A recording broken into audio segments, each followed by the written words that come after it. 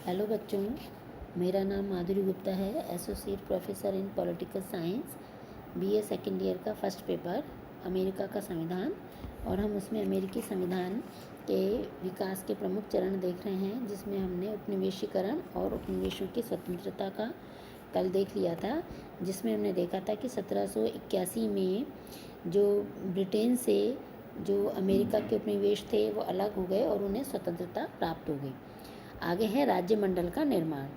अब यह है कि इंग्लैंड के विरुद्ध स्वतंत्रता प्राप्त करने के लिए जो विभिन्न उपनिवेश थे वो एक हुए, और उन्हें ऐसा होना आवश्यक था क्योंकि बिना तालमेल और समन्वय के वो ब्रिटेन से आज़ाद नहीं हो सकते थे।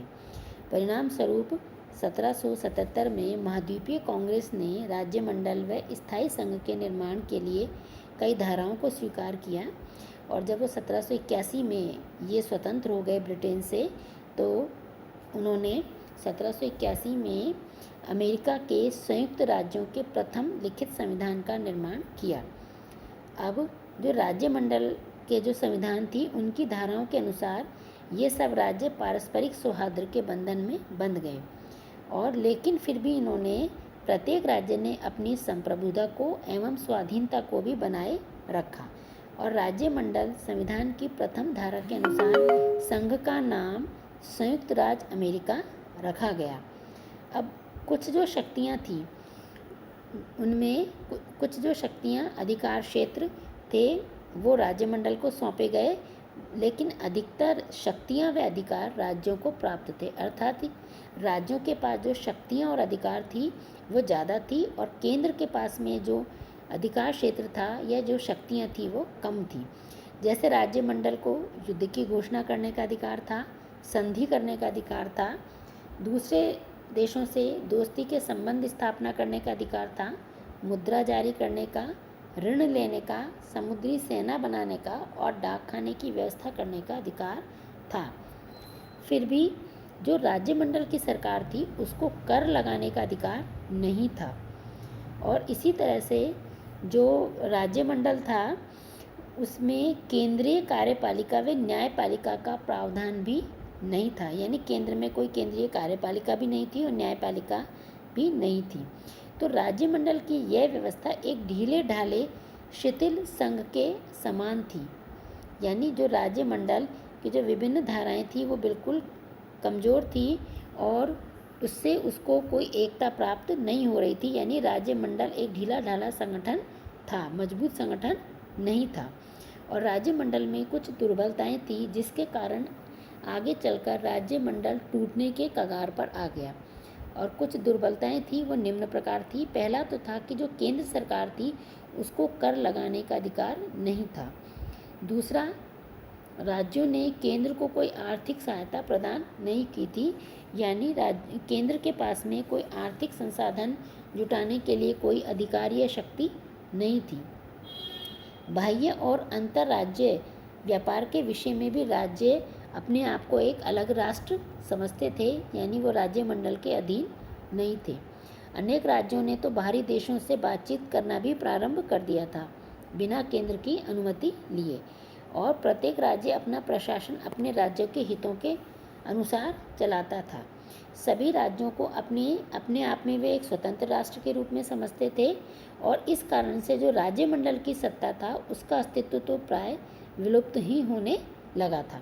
तो इस प्रकार जो राज्यों के बीच में जब ये आज़ाद हुए थे, ब्रिटेन से स्वतंत्र हुए थे, उस समय जो तालमेल, प्रेम और सौहार्द था वो कहीं विलुप्त हो गया था, और उसके स्थान पर राज्यों में ईर्ष्या, द्वेष, संघर्ष और प्रतिशोध की भावनाएं बढ़ने लगी।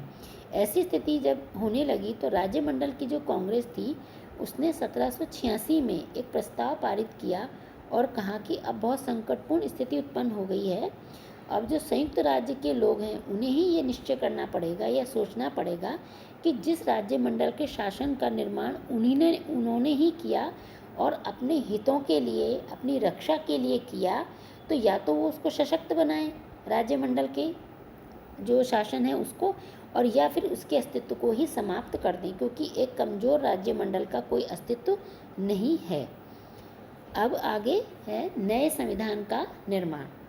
जब राज्य मंडल की जो केंद्रीय सरकार थी उसकी दुर्बल स्थिति के कारण राज्य उसकी अवहेलना भी करने लगे। तो ऐसी स्थिति के कारण राज्यों में गृह युद्ध की स्थिति उत्पन्न होने लगी।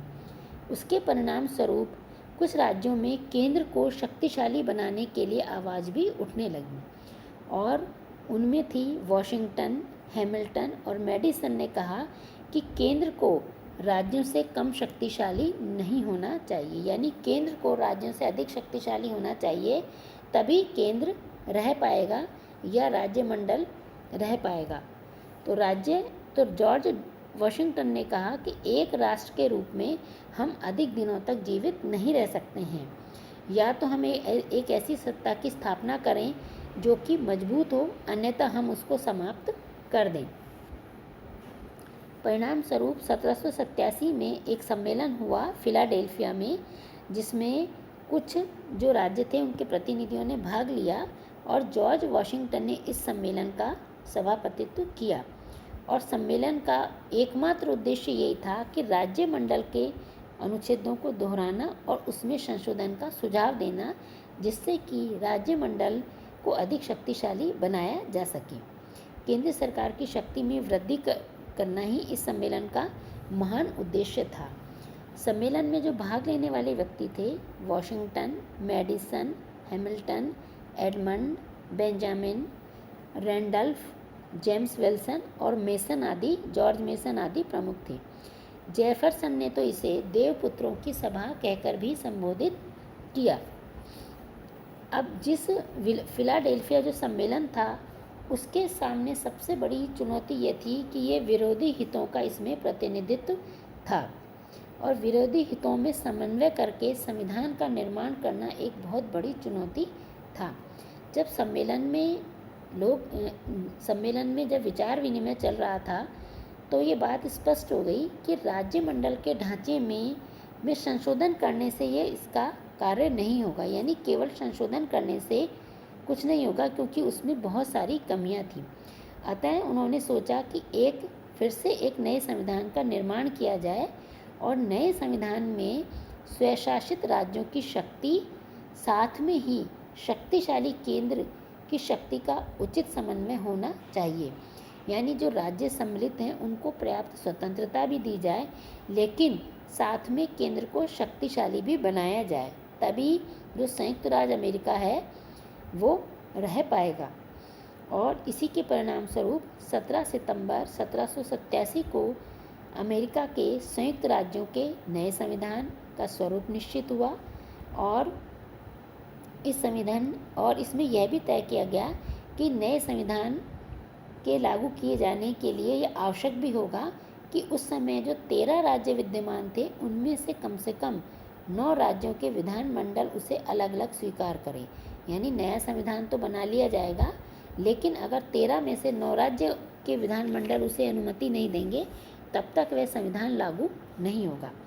फिर बहुत उत्साह के साथ नए संविधान को भी बनाया गया और जितने उत्साह के साथ संविधान को बनाया गया उतने उत्साह से राज्यों ने उसका पुष्टिकरण नहीं किया।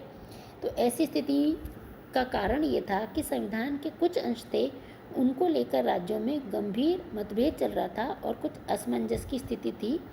राज्यों को लग रहा था कि कहीं ऐसा नहीं हो कि केंद्र के पास शक्तियाँ ज़्यादा हो जाए और राज्यों की शक्तियाँ कम हो जाए, और कहीं ब्रिटेन जैसी स्थिति नहीं हो जाए कि जैसे हम ब्रिटेन के उपनिवेश थे वैसे ही हम केंद्र के अधीन हो जाएं। परिणाम स्वरूप जो संविधान निर्मात्री सभा के जो लोग थे वो 2 दलों में विभक्त हो गए। एक दल तो ऐसा था जो संघ विरोधी था, यानी वो संघ की शक्तियाँ कम करने के पक्ष में था, जबकि जो दूसरा दल था वो वो संघ का समर्थक लोगों का था। और अंत में संघ के जो समर्थक थे उन्होंने इस बात को स्वीकार किया कि संविधान में एक अधिकार पत्र की व्यवस्था होना आवश्यक है।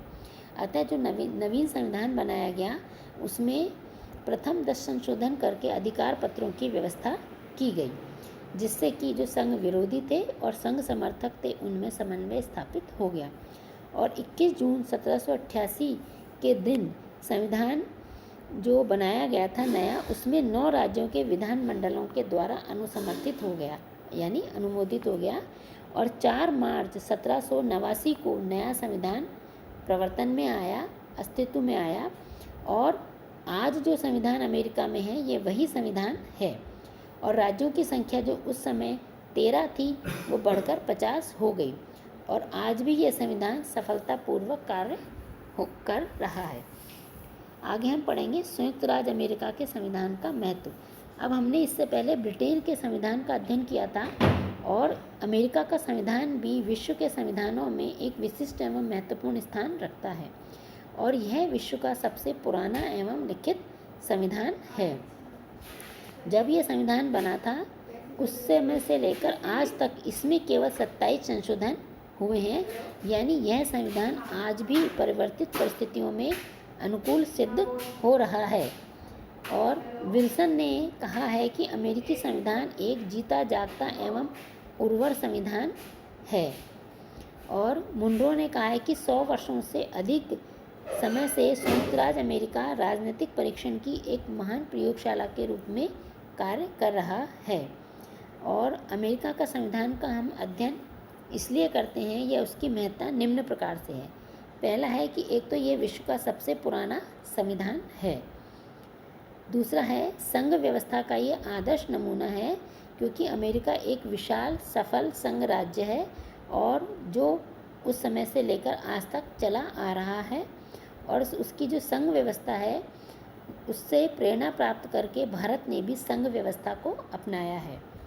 तीसरा है कि यहाँ पर राष्ट्रपति प्रणाली है। हमने ब्रिटेन में अध्ययन किया था संसदीय प्रणाली का, लेकिन यहाँ पर जो राष्ट्रपति प्रणाली है जो कि मॉन्टेस्क्यू के शक्ति पृथक्करण के सिद्धांत पर आधारित है, और यह अमेरिका की सफलता का प्रतीक है।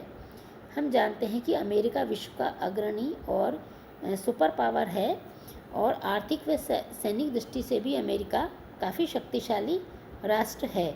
तो यह इसकी चहुमुखी उन्नति का कारण भी है। पांचवा है सतत परिवर्तनशील संविधान। अमेरिका का जो संविधान है उसने अपने आप को बदलती हुई परिस्थितियों के अनुकूल ढाल लिया है।